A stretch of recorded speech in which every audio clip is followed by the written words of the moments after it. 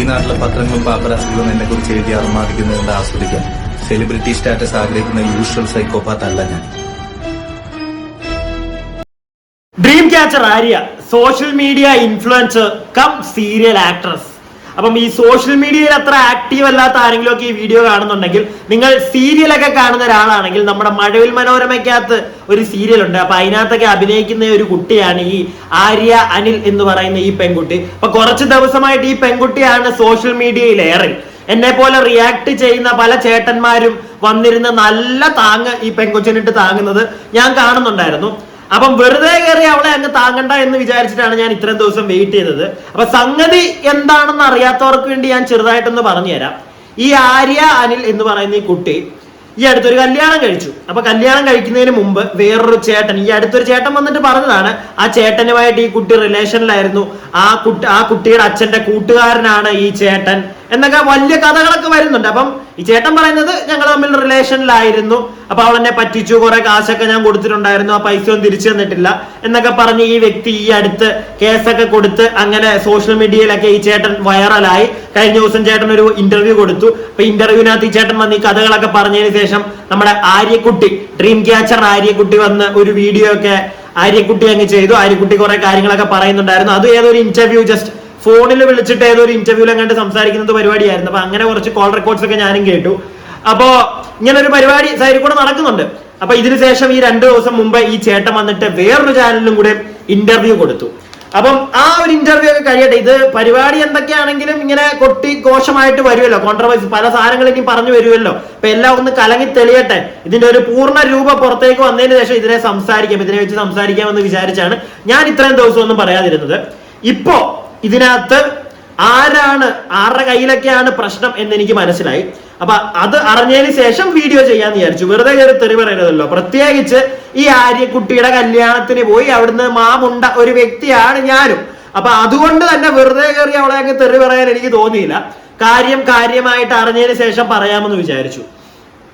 അപ്പോ ഈ സംഗതി ഇപ്പം ഇങ്ങനെ രണ്ടുപേരുടെ കാര്യങ്ങൾ പറയുന്നുണ്ടല്ലോ. അപ്പൊ എനിക്ക് ആദ്യമേ ആ ചേട്ടനോട് ചോദിക്കാനുള്ളത്, ചേട്ടൻ മണ്ടനാണോ? അല്ല, മണ്ടന്മാരല്ലേ ഈ പരിപാടി കാണിക്കത്തുള്ള എന്റെ പൊന്നു കൂട്ടുകാരാ. ഏതെങ്കിലും ഒരു പെണ്ണിന് കൊണ്ടുപോയി ഇത്ര ലക്ഷം രൂപയൊക്കെ കൊടുക്കുക എന്ന് പറഞ്ഞു കഴിഞ്ഞാൽ അതിനെന്താ പറയണ്ടേ? തന്നെ ആദ്യമേ മണ്ടൻ എന്ന് വിളിക്കാനാണ് എനിക്ക് തോന്നുന്നത്. പിന്നെ മണ്ടനായിട്ടുള്ളൊരു നിഷ്കു എന്നും വിളിക്കാൻ വേണമെങ്കിൽ. കാരണം ചിലപ്പോ അവൻ പാവപ്പെട്ട മനുഷ്യനായിരിക്കും, അവന്റെ മറ്റേ മനസ്സലിവ് കൊണ്ട് സ്നേഹിക്കുന്ന കുട്ടിയല്ലേ, കുറച്ച് അവളുടെ വീട് വെക്കുകയാണ്, കുറച്ച് കാശ് കൊടുത്ത് സഹായിക്കാം, അവളുടെ അച്ഛനെ അറിയാം. കാരണം ഈ പുള്ളിയെ പരിചയപ്പെടുന്നത്, ഈ ആര്യയൊക്കെ പരിചയപ്പെടുന്നത് കുറച്ച് കഥയുണ്ട്, ബാക്ക് സ്റ്റോറി ഉണ്ട് കുറച്ച്. ഈ ചേട്ടൻ ബാങ്കിൽ വോക്കുകയായിരുന്നു. അപ്പം ലോണിന്റെ ആവശ്യത്തിന് വേണ്ടി ഈ ബാങ്കിൽ വന്നതായിരുന്നു ആര്യയുടെ അച്ഛൻ. അപ്പൊ അങ്ങനെ ആര്യയുടെ അച്ഛൻ ഇയാളെ പരിചയപ്പെട്ടു. പിന്നെ ആര്യയ്ക്ക് ഒരു ലാപ്പ് എടുക്കാനൊക്കെ ആയിട്ട് ഈ പുള്ളി സഹായിച്ചു. അങ്ങനെ വൻ കഥകളുണ്ട് കേട്ടോ. കഥകൾ പറയാൻ തുടങ്ങിയ ഇന്നെങ്കിലും തീരത്തില്ല, വൻ കഥകളാ. ഞാൻ ആദ്യമേ ഒരു വീഡിയോ ഇതിന്റെ ചെയ്യാൻ നോക്കിയതാണ്. അപ്പൊ ഞാൻ കഥ പറഞ്ഞു വന്നപ്പോഴത്തേക്ക് എന്റെ മോനെ ഏതാണ്ട് 1 മണിക്കൂറുണ്ട്. അതുകൊണ്ട് ഞാൻ വേണ്ടാന്ന് വെച്ചതാണ്. കുറെ ഉണ്ട്. അപ്പൊ ആർക്കെങ്കിലും ഒക്കെ ആ കഥകളൊക്കെ അറിയണമെങ്കിൽ പല യൂട്യൂബ് ചാനലുകളും ചാനലുകളിലും കിടപ്പുണ്ട്, പോയി നോക്കി കഴിഞ്ഞാൽ അറിയാൻ പറ്റും. അപ്പൊ അങ്ങനെ ഒരു ബാക്ക് സ്റ്റോറി ഒക്കെ ഉണ്ട് ഇവര് പരിചയപ്പെട്ടതൊക്കെ. ഞാൻ അതിനകത്തോട്ടൊന്നും പോകുന്നില്ല.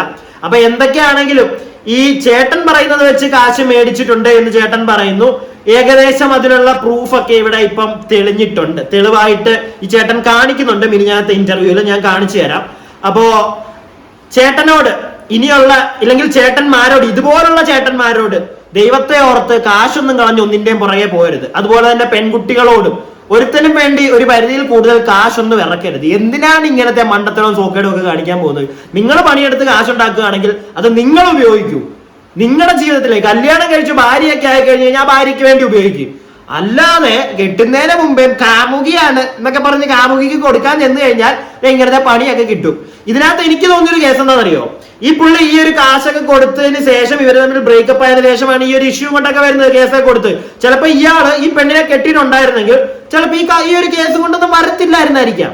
മനസ്സിലായില്ലേ? ഇതിപ്പം കല്യാണം ഒന്നും നടക്കാതെ പുള്ളി ഇവര് തമ്മിൽ വേണ്ട എന്നൊക്കെ വെച്ച് പിരിഞ്ഞു കഴിഞ്ഞപ്പോഴത്തേക്ക് പുള്ളി കാശും ചോദിച്ചു തന്നു. കുറച്ച് പൈസ അവൾ കൊടുക്കുന്നുണ്ട്. ആദ്യമേ കുറച്ച് കാശ് കൊടുക്കുന്നുണ്ട്. അതിനുശേഷമാണ് പിന്നെ കാശില്ല എന്നൊക്കെ പറഞ്ഞ് ഒഴിവാക്കുന്നത്. മനസ്സിലായോ? അപ്പൊ അതിനുശേഷമാണ് ഇയാൾ എന്ന് കേസ് കോടതിയും മറ്റേ പോലീസ് സ്റ്റേഷനിലും ഒക്കെ കയറി ഇറങ്ങി നടക്കുകയൊക്കെ ചെയ്യുന്നത്.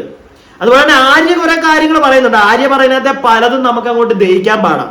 എന്തായാലും ഞാൻ ഇവിടെ ഒരു ക്ലിപ്പ് കാണിച്ചു തരാം. ആര്യയുടെ ക്ലിപ്പൊന്നും ഞാനിവിടെ വെക്കുന്നില്ല. ഈ പുള്ളി മിനിയാന്ന് കൊടുത്ത ഇന്റർവ്യൂവിനകത്ത് കുറച്ച് സാധനങ്ങൾ ഞാൻ കാണിച്ചു തരാം. മിനിയാന്ന് 2 ദിവസം മുമ്പ് കൊടുത്തൊരു ഇന്റർവ്യൂവിലെ കുറച്ച് ക്ലിപ്പുണ്ട്. ആര്യയുടെ ക്ലിപ്പം കാണി ഇനി വെച്ച് കഴിഞ്ഞ് കഴിഞ്ഞാൽ ഇനി അടുത്ത പ്രശ്നമാവും. വേണ്ട, ആര്യ പറഞ്ഞ കാര്യങ്ങളൊക്കെ എന്റെ തലയിലുണ്ട്. അത് വേണമെങ്കിൽ ഞാൻ ഇടയ്ക്കൊന്ന് പറഞ്ഞുതരാം. എന്തായാലും ഈ ചേട്ടൻ പറയുന്ന കുറച്ച് കാര്യങ്ങൾ നമുക്ക് നോക്കാം. ഒരു എന്നൊന്നുമില്ല, FIR ഇട്ടത് മാധ്യമങ്ങളിലൂടെ അവരുടെ റിപ്പോർട്ടർമാർ അറിഞ്ഞു. അങ്ങനെയാണ് ഇത് വാർത്തയായത്. സത്യത്തിൽ ഇത് പെട്ടെന്നുണ്ടായ ഒരു വാർത്ത കൊടുത്തുണ്ടായ സംഭവമല്ല. ഞാൻ ഒരു ഉദ്ദേശം നടത്തിയിട്ടില്ല. അത് മാധ്യമങ്ങൾ അറിഞ്ഞു. ഇപ്പൊ നിങ്ങൾ തന്നെ എന്നെ കോൺടാക്ട് ചെയ്തത് ഞാൻ വിളിച്ചിട്ടല്ലോ കോൺടാക്ട് ചെയ്തത്. അതേപോലെ അവർ വിളിച്ച് എൻ്റെ ഇന്ന് റിപ്പോർട്ട് FIR ഇട്ട സ്ഥിതിക്ക് എനിക്ക് അവർ ചോദിക്കുമ്പോൾ മറുപടി പറഞ്ഞില്ല എന്നുണ്ടെങ്കിൽ അത് എനിക്ക് വീണ്ടും പ്രശ്നമാവും. ഇപ്പൊ ഇത് വാർത്തകൾ വന്നല്ലോ, ഈ സമയത്ത് എപ്പോഴെങ്കിലും ആര്യയായിട്ട് ബന്ധപ്പെടാൻ ശ്രമിച്ചോ? എന്നെ കോൺടാക്റ്റും ചെയ്തിട്ടില്ല അവര്, ഞാനും ബന്ധപ്പെടാൻ ശ്രമിച്ചില്ല. ഞാൻ കൊടുത്ത എന്തെങ്കിലും വാർത്തയിൽ എന്തെങ്കിലും വ്യാജമായിട്ടുണ്ടെങ്കിൽ അവർ ഈ സോഷ്യൽ മീഡിയ വഴി പറയുന്നതിനേക്കാൾ നല്ലത് അവരെനിക്കെതിരെ കേസ് കൊടുക്കാം. എനിക്കെതിരെ കേസ് കൊടുത്ത് നഷ്ടപരിഹാരം, മാനനഷ്ട കേസുകൾ ഉൾപ്പെടെയുള്ള എല്ലാ കാര്യങ്ങളും ചെയ്യണം. അവർ ആ കേസ് ഇത് ചെയ്യാന്നുണ്ടെങ്കിൽ ഞാൻ ഈ പൈസയും ഉപേക്ഷിക്കാം. ആ മാനനഷ്ട കേസ് എനിക്കെതിരെ കൊടുത്ത് അവർ ഇത് ചെയ്യാന്നുണ്ടെങ്കിൽ, മാനനഷ്ട കേസ് അവർക്ക് അനുകൂലമായിട്ട് വരുവാന്നുണ്ടെങ്കിൽ ആ മാനനഷ്ട കേസുള്ള എമൗണ്ടും ഞാൻ കൊടുക്കാം. ഈ കേസ് ഞാൻ ഇല്ലാണ്ടാക്കാം. എൻ്റെ കയ്യിൽ എല്ലാത്തിനും എവിഡൻസ് ഉണ്ട്. അപ്പോ ഈ ചേട്ടൻ ഈ പറയുന്നത് നിങ്ങൾ കേട്ടല്ലോ. അപ്പൊ അതിനകത്ത് ആദ്യം ആര്യ പറഞ്ഞൊരു കാര്യമുണ്ട്. ആര്യ കഴിഞ്ഞ ദിവസം പറയുന്നുണ്ടായിരുന്നു, അതായത് ഈ പുള്ളി എന്നെ മനഃപൂർവ്വം നാറ്റിക്കാൻ വേണ്ടിയാണ് ഇങ്ങനെ ഒരു കേസ് കൊടുത്തതിന് ശേഷം മാധ്യമങ്ങളെ അങ്ങോട്ട് വിളിച്ച് ഇതൊക്കെ പറഞ്ഞത്. ഇല്ലാതെ മാധ്യമങ്ങൾ എങ്ങനെ അറിയും ഇങ്ങനെ ഒരു കേസ്? ഒരു പോലീസ് സ്റ്റേഷനിലാണെങ്കിലും കേസ് കൊടുത്തു കഴിഞ്ഞാൽ മാധ്യമങ്ങൾ എങ്ങനെ അറിയും എന്നൊരു ചോദ്യം ഡ്രീം ക്യാച്ചർ ആര്യ ചോദിക്കുന്നുണ്ടായിരുന്നു. ഇതിനുള്ള ഉത്തരം എനിക്ക് നല്ല വ്യക്തമായിട്ട് ആര്യക്ക് പറഞ്ഞു തരാൻ സാധിക്കും. കാരണം എന്താന്ന് വെച്ച് കഴിഞ്ഞാൽ ആര്യയുടെ കല്യാണം എന്ന് പറയുന്ന ദിവസം ആര്യ ഒന്ന് നോക്കിയാൽ മതി. ആര്യ വിളിച്ച എത്ര ഓൺലൈൻ മീഡിയക്കാരുണ്ടായിരുന്നു അവിടെ? 1-2 പേരെ ആര്യ ചിലപ്പോൾ അറിയിച്ചിട്ടുണ്ടായിരിക്കും. ആര്യയുടെ ഇപ്പോഴത്തെ ഹസ്ബൻഡ് എന്ന് പറഞ്ഞാൽ കല്യാണം കഴിച്ച ഒരാളെ ഉള്ളൂ, അയാള് ഹസ്ബൻഡ്. അപ്പൊ ആ ഹസ്ബൻഡ് വിളിച്ച ഒരു 2-3 മീഡിയക്കാരും ഉണ്ടായിരുന്നു. ഇത്രയും പേരെ അവർ ഡയറക്റ്റ് വിളിച്ചിട്ടുള്ളൂ. പക്ഷെ അവിടെ എന്തോരം മീഡിയക്കാരുണ്ടായിരുന്നു, എന്തോരം ചാനൽസിൽ നിങ്ങളുടെ വീഡിയോകൾ വന്നിട്ടുണ്ട്. അപ്പൊ നിങ്ങൾക്കൊന്ന് ചിന്തിക്കാം. സംഗതി വേറൊന്നുമല്ല. ഇപ്പം ഈ പോലീസ് സ്റ്റേഷനിൽ ഈ ചേട്ടൻ കൊണ്ട് കേസ് കൊടുത്തു. അവിടെ ഉള്ള ഒരു പോലീസുകാരന്റെ ബന്ധുക്കൾ ആരെങ്കിലും, അവിടെ അറിയാവുന്ന ആരെങ്കിലും, അവിടെ ഉള്ള ഒരു പോലീസുകാരന്റെ ആരെങ്കിലും ഒരാൾ സോഷ്യൽ മീഡിയയിൽ, ഇപ്പൊ ഓൺലൈൻ മീഡിയയിലൊക്കെ ഉള്ള ഒരു വ്യക്തിയാണെങ്കിൽ അയാളോട് പറയും. അയാൾക്ക് ഒരു ഗ്രൂപ്പ് കാണും. ഈ ഓൺലൈൻ മീഡിയാസിന് നമുക്ക് പല ആളുകൾക്കും ഈ ബെൽറ്റ് എന്നൊക്കെ പറയും, പല ചാനൽ, നമുക്ക് പല ഗ്രൂപ്പുകളുണ്ട്. അപ്പൊ ആ ഒരു ഗ്രൂപ്പിലിടും ഇങ്ങനെ ഒരു വിഷയം നടന്നിട്ടുണ്ട്. അതറിഞ്ഞ് ആ ഗ്രൂപ്പിലുള്ള ഒരു 10-15 പേര് കേസ് അറിയും. അവിടുന്ന് നേരെ അടുത്ത ആളിലേക്ക് അറിയും. ഇങ്ങനെ ഈ സാധനം വൈഡായിട്ട് എല്ലാ മീഡിയക്കാരും അറിയും. ഇത് മോളുടെ കല്യാണത്തിന് വന്ന ആ ഒരു ഒറ്റ ദിവസം മോള് നോക്കിയാൽ മതി. നിങ്ങൾ 2-3 മീഡിയക്കാരെ വിളിച്ചിട്ടുണ്ടെങ്കിൽ അവിടെ വന്ന 10-20-30 മീഡിയക്കാരാ. ഇത്രയും ഈ ഒരു കേസിൽ സംഭവിച്ചിട്ടുള്ളൂ. ഒരു കേസ് നടന്നു കഴിഞ്ഞാൽ നിങ്ങൾ ഇത്തിരി ഫേമായിട്ട് നിൽക്കുന്ന ഒരാളാണോ, മീഡിയക്കാരെ അറിയും മോളെ. അതിനകത്ത് പുള്ളി എന്ന് പറയേണ്ട കാര്യമൊന്നുമില്ല. അതുപോലെ തന്നെ വേറൊരു കാര്യം ഈ പുള്ളി പറയുന്നുണ്ട്. ഈ പുള്ളി കുറെ പ്രൂഫുകളൊക്കെ ഇപ്പൊ സബ്മിറ്റ് ചെയ്യുന്നുണ്ട്. ഈ പ്രൂഫിനകത്ത് ഏതെങ്കിലും ഒരെണ്ണം ഉടായ്പാണെങ്കിൽ മാനനഷ്ടത്തിനുള്ള കേസ് ഈ ആര്യക്ക് ഫയൽ ചെയ്യാം. ഞാൻ ഇപ്പൊ കൊടുത്തിരിക്കുന്നത് എനിക്ക് തരാനുള്ള കാശും ഞാൻ വേണ്ടാന്ന് വെക്കാം. അതുപോലെ തന്നെ ഈ മാനനഷ്ടം നിനക്ക് സംഭവിച്ചിട്ടുണ്ടെങ്കിൽ അതിനുള്ള പൈസയും തരാം എന്ന് ഈ വ്യക്തി പറയുമ്പോൾ നമ്മൾ എന്ത് വിചാരിക്കണം? എനിക്ക് ആ പുള്ളിയുടെ സൈഡിൽ നിൽക്കാനേ തോന്നുള്ളൂ. കാരണം ഇത്രയും ആപ്റ്റായിട്ട്, ഇത്രയും പ്യുവർ ആയിട്ട് 2 ദിവസം മുമ്പ് ആര്യ കുറെ കാര്യങ്ങളൊക്കെ ഇവിടെ കൊണ്ട് തെളിയിച്ചു. കുറെ മറ്റേ ഒരു ചാനലിനൊക്കെ കുറെ സാധനങ്ങളൊക്കെ അയച്ചു കൊടുത്തു. പക്ഷെ അതൊക്കെ ഫേക്ക് ആണെന്ന് പ്രൂവ് ആയി. പക്ഷെ ഈ ചേട്ടൻ കാണിച്ച ഒന്നും ഫേക്ക് അല്ല എന്ന് ഇവിടെ വ്യക്തമാവുന്നുണ്ട്. കാരണം അതിനകത്ത് വേറെ കുറെ പ്രൂഫുകൾ കൊണ്ടുണ്ട്. ബാക്കി നിങ്ങൾ ഈ വീഡിയോ ഒന്ന് കാണാം, എന്നിട്ട് ഞാൻ ബാക്കി പറയാം. കുറച്ചുണ്ട് പറയാൻ. എന്തായാലും എല്ലാത്തിനും എവിഡൻസ് ഉണ്ട്. ഇപ്പൊ ആര്യം ഇത് തന്നെയാണ് പറയുന്നത്, ആര്യയുടെ കയ്യിലും എല്ലാത്തിനും എവിഡൻസ്. ആര്യയുടെ കയ്യിൽ എവിഡൻസ് ഉള്ളതെന്ന് പറഞ്ഞാൽ ഇന്നലെ ഒരു മാധ്യമത്തിന് അയച്ചു കൊടുത്ത എനിക്ക്, അതായത് എൻ്റേതല്ലാത്ത ഒരു ഡോക്യുമെന്റ് ആണ്. ഞാൻ ഒപ്പിടാത്ത ഡോക്യുമെന്റ് എൻ്റെ പേരിൽ വ്യാജമായിട്ട് ആര്യം ഉണ്ടാക്കിയിരിക്കുകയാണ്. ആ ഡോക്യുമെന്റ് വ്യാജമായിട്ട് ഉണ്ടാക്കിയതും എൻ്റെ വ്യാജ ഒപ്പിട്ടുമായിട്ട് ബന്ധപ്പെട്ടൊരു പരാതി ആര്യക്ക് ഞാൻ ഇന്ന് തന്നെ കൊടുക്കുന്നുണ്ട്. സ്റ്റേഷനിൽ ഞാൻ ഒപ്പിട്ടു എന്ന് പറഞ്ഞൊരു ഡോക്യുമെന്റ് ഇന്നലെ ഒരു മാധ്യമത്തിന് അവർ അയച്ചു കൊടുത്തത്. ആ ഡോക്യുമെന്റിൽ ഞാൻ 2 ലക്ഷം രൂപ കൈപ്പറ്റിയപ്പോൾ ഒപ്പിട്ട രേഖയിൽ എൻ്റെ ഒപ്പ് കൃത്യമാണ്, ഞാൻ ഒപ്പിട്ടതാണ്. പക്ഷേ അതിനകത്ത് അവർ പറഞ്ഞു തന്ന വാചകത്തിൽ കരാർ എന്ന് പറഞ്ഞൊരു സാധനം ഞാൻ ആ സമയത്ത് ടെൻഷനിലിരുന്ന സമയത്ത് അവർ പറഞ്ഞു തന്ന വാചകം അതേപടി ഞാൻ എഴുതിയിട്ട് ഒപ്പിട്ട് കൊടുക്കുകയാണ് ചെയ്തത്.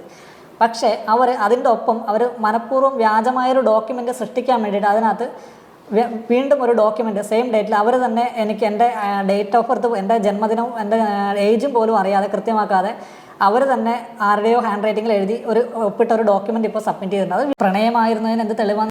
അപ്പോ സംഗതി ഞാൻ നേരത്തെ പറഞ്ഞു. ഞാൻ ഈ വീഡിയോയ്ക്ക് മുന്നേ കാര്യം പറഞ്ഞിട്ടുണ്ട്.